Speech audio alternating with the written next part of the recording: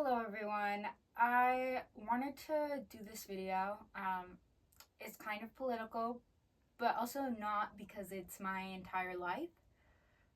My life is in danger, and yeah, the title is scary, but it's true. It's just factually true. I'll try to remain neutral and unemotional, because people think women are too emotional for politics in the first place. And that's pretty much why we're here. um, I'm disabled and on some of the most expensive medications in the world. They keep me alive. Without them, I would die. My stomach would shut down, and if that didn't happen first, I'd go into anaphylactic shock from the stress because I have a condition that causes me to go into anaphylactic shock whenever I'm stressed. So life has not been easy to recently because I'm stressed all the time. Yeah. Um, I would absolutely not be able to afford my medications without being on insurance, and I am on Medicaid because I am disabled and in a lower class because I'm on disability because I'm disabled. So, yeah. There's a difference between Medicaid and Medicare. However, both will be effective if cuts are made to Medicaid. Medicaid and Medicare were created by the same legislation in addition to the Social Security Act that was signed into law by President Lyndon B. Johnson in 1965. Medicaid is government health insurance program for people with low income and adults and children with disabilities, whereas Medicare typically covers people age 65 and older. Some people can qualify for both. RFK Jr. said Medicaid is solely funded by the government. However, that is incorrect. It matches 50% of what the state pays. So they're going 50-50 with the state. Unless the state is lower income in general, like Mississippi is a lower income state, so the government pays 77%. So in none of these situations is JFK Jr. right, because he's not. The government does not pay the entirety of health insurance anywhere, unless you're in like a different country, but we're not. Medicaid goes by different names in each state. Fun and uselessly complicated, right? Anyway, in Maine it goes by MaineCare, and that is what I am on. I am on MaineCare, as many people are. It is partially funded by Medicare, and I am by far not the only one's life who depends on it. 20% of Mainers are on MaineCare, and 1 out of every 5 Americans is on Medicaid. 40% of children are on Medicaid. It's for the elderly, it's for the disabled, it's for pregnant people and the poor. Not only does Medicaid fund people's well-being, it funds services for children. School accommodations like 504 and IEPs, which make disabled children be able to go to school. I would have never been able to graduate without a 504 because I couldn't go up the stairs, and I needed to meet with the counselors to get a 504. But if nobody's funding the counselors who make 504 and IEPs, those won't exist, and disabled students will be cut off from programs, as well as programs for disabled people to get jobs, housing for elderly, and transportation services for elderly. Without these, diseases will spread, especially among poor populations. Disabled people will be cut off from their education and ability to work, whether that be from lack of treatment or lack of resources to receive proper accommodations. Homelessness will rise, and most importantly, a large amount of people will die. So yeah, that's really scary.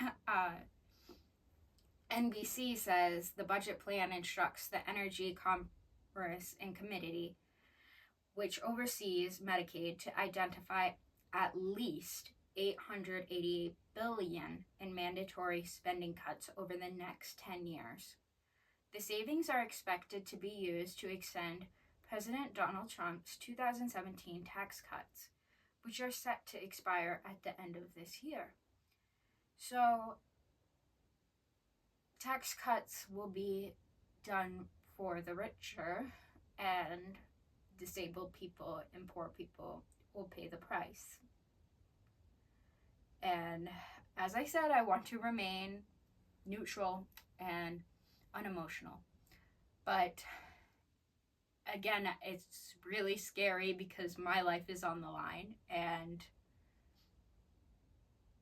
the rich are getting richer and I'm getting sicker. And I'm by far not the only one. And it's not even just disabled people, it's poor people as well, and even elderly, and especially children, as the majority of children are on Medicaid. And yeah, it has been said Medicaid won't be affected. However, it would be impossible to cut $888 billion without doing so. Even the director of the program on Medicaid and the uninsured, Robin Rudowitz, says it's infeasible. Some would say this is fear-mongering, but is it fear-mongering if it's just literally the truth? Yeah, it is scary, but it's not like I'm trying to play up your fear. I'm just spitting facts. This is from NBC, and programs like Medicaid and programs for the uninsured. I'm getting this straight from websites and news sources, and I will link them all below so you can read them yourself if you want to. I highly recommend you do, because if you forget the past, you're doomed to repeat it. And it looking like that way for us right now, as another famous dictator started by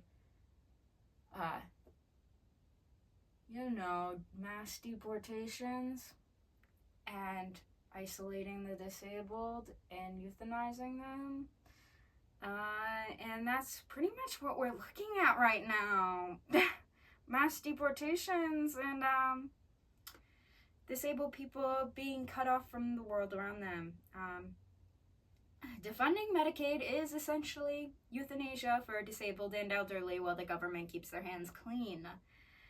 It cuts them off from housing, medication, their ability to leave their house if they still have one at that point, and programs like vocational rehab that help disabled people get their jobs and maintain them in the first place. This will isolate disabled people more so than they already are and ensure many people's deaths. Though it seems that might be the point, as I said before. Trump is defending the cuts by alleging mass fraud in Medicaid, that people who are 120 are using it.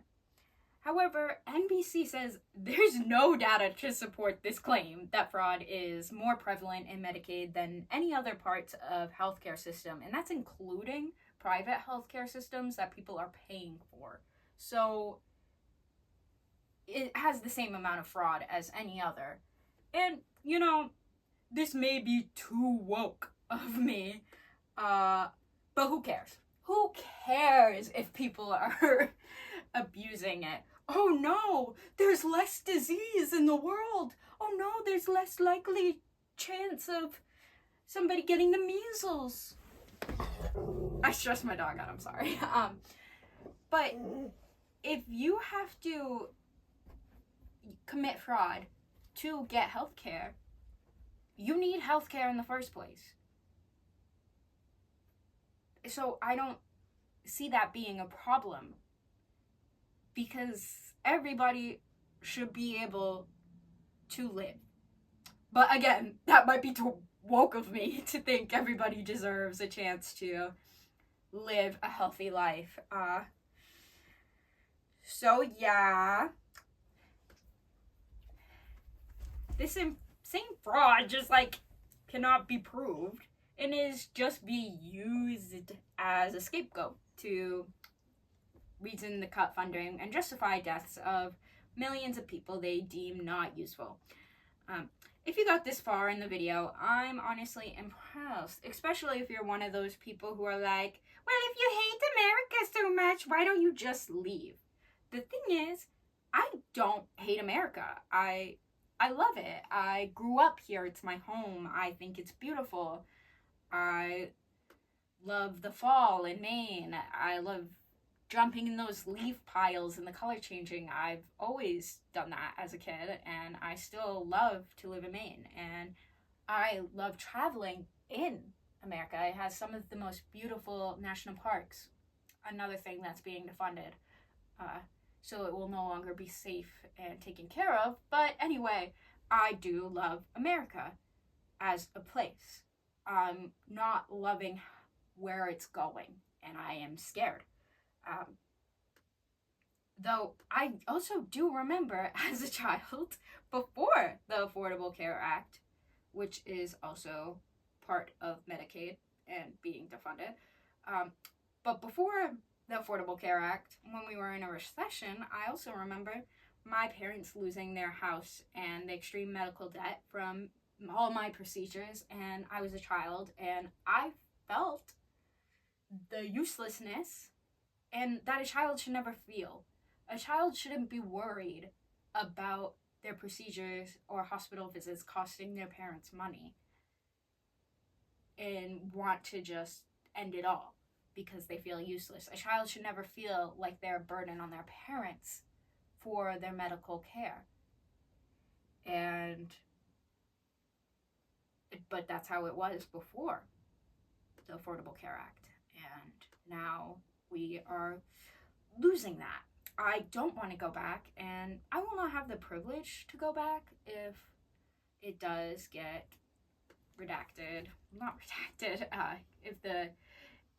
If it gets cut, because medication prices have only risen, and without them, as I said earlier, my stomach will shut down, and I will go into anaphylactic shock from stress. So I will die, and many other people will, because millions of people depend on Medicaid. I think it is mighty ironic that the people who claim to be so pro-life would want this, because many disabled people will die. And I know they don't care about disabled people, but I do know they care about children, and 40% of children are on it. And without this, children will not receive vaccinations, and they will get sick in the schools, and things will spread, and schools will be shut down again like the pandemic, and children will have the misfortune of bearing that. And a lot of children will also pass due to the cuts because so many children depend on Medicaid. Hey, maybe you're still thinking, just leave America. Well, I can't even if I wanted to. My whole medical team is here. It would be very difficult to transfer all my complex care to another country. And even if I were able to do that, there was no way I could get a visa. I am essentially trapped here, as a lot of disabled people would be, because once they see those diagnoses and see that they do not deem you worthy to be able to enter their country, as they think you will be a burden on their healthcare system, you will not be able to receive a visa.